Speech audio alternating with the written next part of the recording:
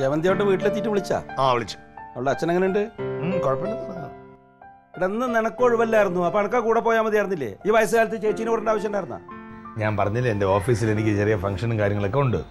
ഇത് സത്യം പറഞ്ഞാൽ അവളെയും കൂടെ കൊണ്ടുപോകേണ്ടതാണ്. പിന്നെ അച്ഛനിങ്ങനെ ആയി എന്ന് പറഞ്ഞിട്ട് അങ്ങോട്ട് പോയപ്പോഴല്ലേ ഞാൻ പറഞ്ഞ അമ്മയുടെ അടുത്ത് അമ്മയ്ക്ക് ഒരു കുഴപ്പമില്ല, നീ വെറുതെ അമ്മാവ് കയറാനകത്ത് കയറി പിടിക്കായിരുന്നു. അത് പിന്നെ നീ പോയില്ല എന്ന് പറഞ്ഞപ്പോൾ സന്തോഷിച്ചു ഞാൻ.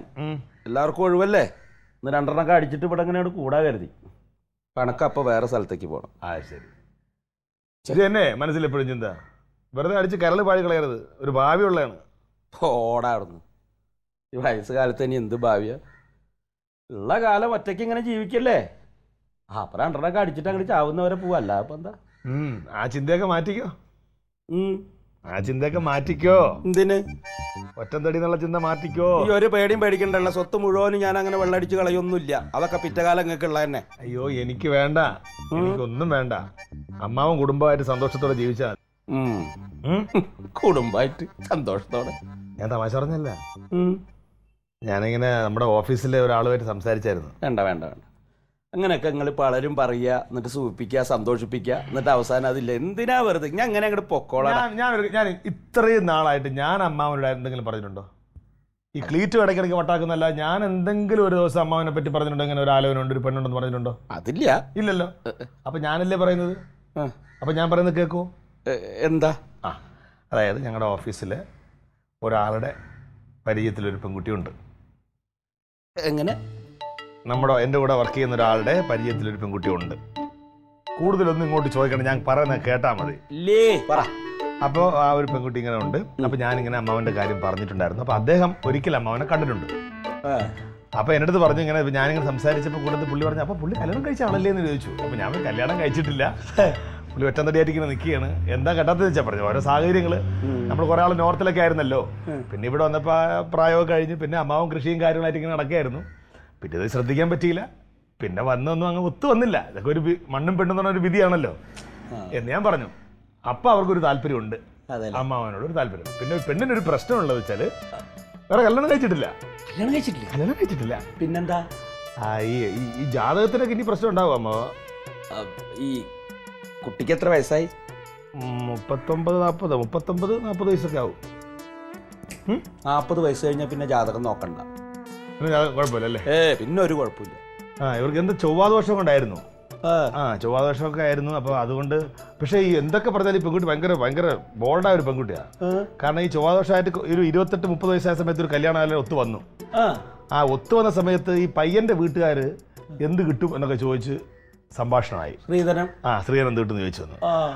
അപ്പം ഈ പെൺകുട്ടിക്ക് ഫീൽ ചെയ്ത്, ഇപ്പം ഈ പെണ്ണ് പറഞ്ഞത് അങ്ങനെ ഇപ്പം ശരി ഓക്കെ, ഞാൻ കല്യാണം കഴിച്ചില്ലെന്നേ ഉള്ളൂ, പക്ഷെ സ്വത്തിനെ മോഹിച്ച് വരുന്നൊരുത്തരം എനിക്ക് വേണ്ട എന്ന് പറഞ്ഞിട്ട് ആ കല്യാണം വേണ്ടെന്ന് വെച്ച പെണ്ണാണ് ആ കുട്ടി. അങ്ങനെ പറഞ്ഞു. പക്ഷെ വേറെ രസമുണ്ട്, നമുക്ക് വേണമെങ്കിൽ വല്ലതും ചോദിക്കാം. ഒറ്റ ഒന്നാം തരും. ശ്രീധരൻ ചോദിക്കേ, പെണ്ണിന്റെ വീട്ടിൽ നിന്ന് സ്വത്ത് കിട്ടിയിട്ട് വേണം അഴകേശനെ ജീവിക്കാൻ? ഒരു പാവപ്പെട്ട വീട്ടിൽ നിന്ന് ഒരു കുട്ടീനെ കെട്ടിക്കൊണ്ടുവരിക, ജീവിതകാലം മുഴുവൻ അവൾക്ക് വേണ്ടി ജീവിക്കുക, അവളെ നോക്കുക, അതാണ് എന്റെ പോളിസി. പക്ഷെ പാവപ്പെട്ട പെണ്ണല്ല, വേണ്ട, ഇവർക്ക് ആവശ്യമുള്ള സ്വത്തുണ്ട് ഈ പെണ്ണിന്. അവളുടെ അതേപോലത്തെ ആദർശമുള്ളവനാണ് ഞാനും. ശ്രീധരൻ മേടിക്കാൻ പാടില്ല, ഉറച്ച തീരുമാനത്തിലാണ്. അങ്ങനെയാണെങ്കിൽ നമുക്ക് ഇനിയിപ്പോൾ അധികം വേറെ പ്രശ്നങ്ങളൊന്നും ഉണ്ടാവാൻ സാധ്യതയില്ല.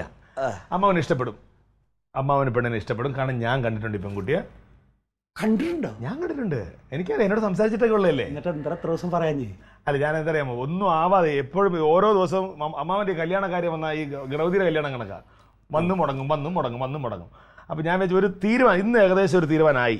അപ്പോൾ അത് ഞാൻ സംസാരിച്ചിട്ടുണ്ട് അതിനെപ്പറ്റിയൊക്കെ. അപ്പോൾ ഇനി ഒരു അടുത്ത ഘട്ടം വരുമ്പോൾ നമ്മൾ രണ്ടുകൂടെ കുളിച്ചൊരുങ്ങി സുന്ദരനായിട്ട് നേരെ പെണ്ണിൻ്റെ വീട്ടിൽ പോകുന്നു, കാണുന്നു, സംസാരിക്കുന്നു. അടുത്ത ദിവസം തന്നെ നമുക്ക് കുടുംബക്ഷേത്രത്തിൽ വെച്ച് കല്യാണം നടത്താം. നിനക്കൊന്ന് പോണോ? ഫംഗ്ഷന് പോണോ? പോണം. പോണ്ടാ, നമുക്ക് ആ കുട്ടീനെ പോയി കണ്ടിട്ട് സംസാരിച്ചിട്ട് ഇനി വഴിക്കണ്ട. ഇനി എന്തെങ്കിലും കാര്യം വന്നും മുടങ്ങിയാലോ? ഇതുകൊണ്ടാണ് ഇതുകൊണ്ടാണ് ഞാൻ ഇത്ര ദിവസം പറയുന്നത്. ഇതൊരു തീരുമാനമാവട്ടെ. തീരുമാനമാകുമ്പോൾ എന്തായാലും നടക്കും. എൻ്റെ വിശ്വാസപ്രകാരം അമ്മാവന് അവർക്ക് ഇഷ്ടമാണ്. അമ്മാവന് ഇഷ്ടപ്പെടുന്ന ഒരു പെണ്ണും തന്നെയാണ്, നല്ല കുടുംബമാണ്, വേറെ ഒരു കുഴപ്പമില്ല. ഒരു സമയം ഉണ്ടാവാം. എനിക്ക് തോന്നുന്നു വലിയ സന്തോഷമായി. ഇതാ എല്ലാം ഒന്ന് ആയിട്ട് വേണം. ഇന്ന് വൈകുന്നേരം ഞാൻ എന്തായാലും അമ്മയും വിളിച്ച് പറയൂലേ. അമ്മയുടെ നമുക്ക് റൈസ് ചെയ്താൽ മതി. എന്നിട്ട് പരിചയമുള്ള ആർക്കെങ്കിലും ഒരു ചായ കടി അങ്ങനത്തെ മതി, ആർഭാടൊന്നും വേണ്ട. അതൊക്കെ എന്തെങ്കിലും നടത്താം, അതൊക്കെ നമുക്ക് ശരിയാക്കാം. നമുക്ക് എന്തായാലും അപ്പൊ ഇന്ന് എനിക്ക് ഫംഗ്ഷന് പോണല്ലേ? ഇന്ന് പോണം. നരയൊക്കെ കൂടെ വരുന്നുണ്ടോ? കുഴപ്പമൊന്നുമില്ലല്ലേ? ഇന്ന് മുതൽ കറുപ്പിക്കല്ലേ? അതിലൊന്നും കാര്യമില്ല. പെണ്ണിന് 2-3 നേരം. അതാണ് ഒരു പ്രത്യേകത. 2-3 അന്ന് ഞാൻ പറഞ്ഞു ചെറിയ നരക അതിനെന്താ പ്രായമാകുമ്പോൾ നരയ്ക്കുമല്ലോ. അങ്ങനെ ഭയങ്കര നല്ല ചിന്താഗതിയുള്ള പെൺകുട്ടി. അതാണ് എനിക്ക് ഇഷ്ടപ്പെട്ടത്. അല്ല, അങ്ങനത്തെ കുട്ടികളാണ് നമ്മൾ ഇഷ്ടപ്പെടണമെങ്കിൽ പിന്നെ നമ്മൾ കറുപ്പിക്കണം ഒന്നുമില്ല. നമ്മൾ നമ്മളായിട്ടിരിക്കണം. അതാണ് വേണ്ടത്. അയ്യോ വെള്ളം ഇരിക്കുകയാണ് ചൂടാണ്. അതെ. എന്റെ പ്രിയപ്പെട്ട അണികളെ, നിങ്ങളോട് എനിക്ക് ഒന്നേ പറയാനുള്ളൂ.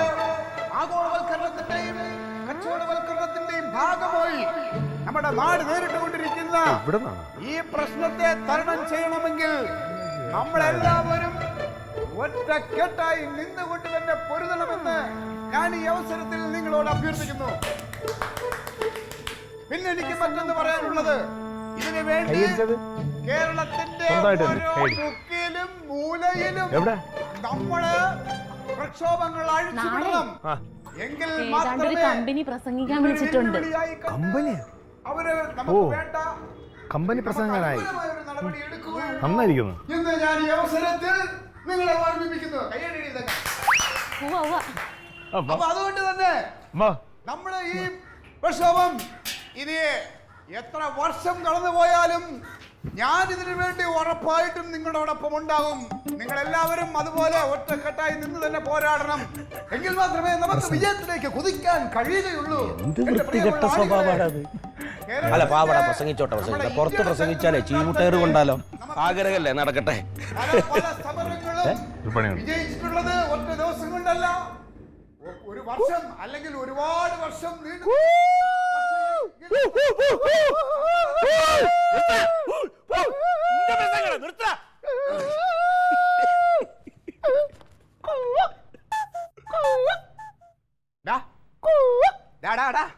നേരം എടുത്തപ്പോ തുടങ്ങിയാടാ നിന്റെ നാക്കിന് ചൊറിച്ചില്. നിനക്കാണ് ഇവിടെ ചെവിയാക്കാൻ മര്യാദ. ഒരു കാര്യം പറഞ്ഞേക്കാം, ഞാൻ വളരെ മര്യാദയായിട്ട് എന്റെ വീട്ടിനകത്തിരുന്ന് പ്രസംഗം പറഞ്ഞുകൊണ്ടിരിക്കുകയാണ്. അപ്പൊ നിനക്ക് എന്താണ് കുഴപ്പം? എന്താണ് കുഴപ്പം? അടാ, അതിന് പ്രസംഗം ഇങ്ങനെ അടച്ചുപൂട്ടിട്ടിരുന്നിട്ടില്ല. 4 ആളെ അറിയിച്ചാൽ പൊതുവേദിയിൽ നിന്ന് പ്രസംഗിക്കണം. അതിനുള്ള ചങ്കൂറ്റുണ്ടാണ്. 4 ആളെ അറിയെ പ്രസംഗിക്കണമെങ്കിൽ പ്രസംഗിക്കാൻ അറിയണം. അതെ അതെ, ക്ലീറ്റോയ്ക്ക് പ്രസംഗിക്കാൻ അറിയോ ഇല്ല എന്നുള്ളത് മനസ്സിലാക്കണമെങ്കിൽ നാളെ രാവിലെ ഒരു 10-10:30 ആകുമ്പോ KCB ഓഫീസിന്റെ മുന്നിൽ വാ അമ്മാവൻ. എവിടെ? KCB office. അവിടെ എന്താ? അവിടെ എന്താണെന്ന് അറിയണമെങ്കിൽ നീ നാളെ വാ, നേരിട്ട് കാണാം. നീ എന്തിനാ അങ്ങോട്ട്? ഞാൻ ഒരു കാര്യം ഞാൻ പറഞ്ഞു, അങ്ങോട്ട് വരരുത്. എന്തോ അങ്ങോട്ട് വരരുത്. ഞാനൊരു പൊതുപ്രവർത്തകനാണ്. ഞാൻ പലയിടത്തും വരും പ്രസംഗിക്കാൻ. തങ്കത്തിനോട് ഞാൻ ഒരു കാര്യം പറഞ്ഞേക്കാം. എന്റെ ജാതകത്തിൽ പ്രത്യേകം പറഞ്ഞിട്ടുണ്ട്, ഒരുത്തനെ കൊന്നിട്ട് ഞാൻ ജയിലിൽ പോകുന്നു. അത് വേറെ ആരുമല്ല, യവൻ തന്നെ. എന്റെ ജാതകത്തിലും പറഞ്ഞിട്ടുണ്ട്, അളിയൻ എറിത്ത് വെച്ചിട്ട് ഞാൻ അങ്ങ് മേളിൽ പോകുള്ളൂ. ചുമ്മാരടി. നീ കാര്യം പറയണ്ട കനക. ഇപ്പൊ എന്താ പ്രശ്നം? എടി, അവൻ എന്ത് വന്നാലും ഏത് വന്നാലും സമരം ചെയ്യാനായിട്ട് നേരെ KCB ഓഫീസിന് ഫ്രണ്ട് വരും. എന്നെ നാറ്റിക്കാനായിട്ട് എന്റെ പരിപാടി. അതിനെതിനെ നാറ്റിക്കണമെന്ന് നീ പറയണത്? ക്ലീറ്റോ ഒരു പൊതുപ്രവർത്തകനാണ്.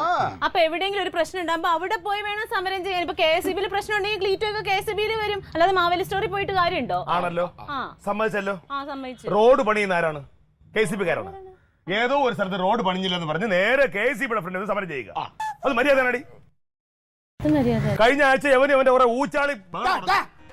എന്റെ അണികളെ ഊച്ചാളി വിളിച്ചോട്ടല്ല. എന്റെ അണികൾ ഊച്ചാളികളാണ്. നിന്റെ അണികൾ മാത്രമല്ല, നീ ഊച്ചാളികളാ. ഊച്ചാളി അവന്റെ നാക്കിന് എല്ലില്ലെന്ന് പറഞ്ഞ് മായി പറഞ്ഞ വിളിച്ചു പറഞ്ഞോണ്ട് എന്റെ വിളമാറും. എടാവൻ പറഞ്ഞാൽ എന്ത് തെറ്റ്? നീ എന്തിനാ അവിടെ ഇവിടെ കിടക്കുന്ന കാര്യങ്ങൾക്കൊക്കെ KCB ചെന്ന് സമരം ചെയ്ത് അവനെ നാറ്റിക്കണേ? ഇത് മാത്രമല്ലേ, എവന്റെ അണിയിലെ ഏതോ ഒരുത്തന്റെ ബന്ധുവിന്റെ സഹോദരി ആണ്ട് മരിച്ചുപോയി. അതിനെന്തോ ദുരൂഹത ഉണ്ടെന്ന് പറഞ്ഞിട്ട് നേരെ KCB ഫ്രണ്ടിൽ സമരം ചെയ്യുക. എടാ, അങ്ങനെ വല്ല ദുരൂഹത ഉണ്ടെങ്കിൽ പോയി CBI ഓഫീസിന്റെ ഫ്രണ്ടിൽ പോയി സമരം ചെയ്യണം. അല്ല KCB ഫ്രണ്ടിൽ നല്ല സമരം ചെയ്യേണ്ടത്. ഇവ എന്നെ മനഃപൂർവ്വം നാറ്റിക്കാൻ വേണ്ടി ഇറങ്ങിയിരിക്കാടി. ആണ് നീ അങ്ങനെ തന്നെ കൂട്ടിക്കാൻ, നിന്നെ നാറ്റിക്കാൻ വേണ്ടി തന്നെ ഞാൻ ഇറങ്ങിക്കുന്നത്. നീ നാളെ രാവിലെ വാ. നീ നാളെ എപ്പോഴാ വരുന്നത് പറഞ്ഞു? രാവിലെ 10:30 അവിടെ വരും. 10 മണിക്ക് നീ വന്നാ നിന്റെ കയ്യും കാലും ചവിട്ടി കൊടുത്തേ. നീ ഞൊട്ടും. പിന്നെ അവിടെ വരൂടാ, കാണാം. ഇല്ല, നീ അങ്ങ് വരുമ്പോ എന്റെ കൈയും കാലും സിനിമയ്ക്ക് പോയേക്കല്ലേ, കാണിച്ചു തരാം. ചവിട്ടി പിടിക്കും. എടാ, നിന്നെ മാത്രമല്ല നിന്റെ ഓഫീസിലുള്ള എല്ലാവരും ഞാൻ നാറ്റിക്കൂടാ.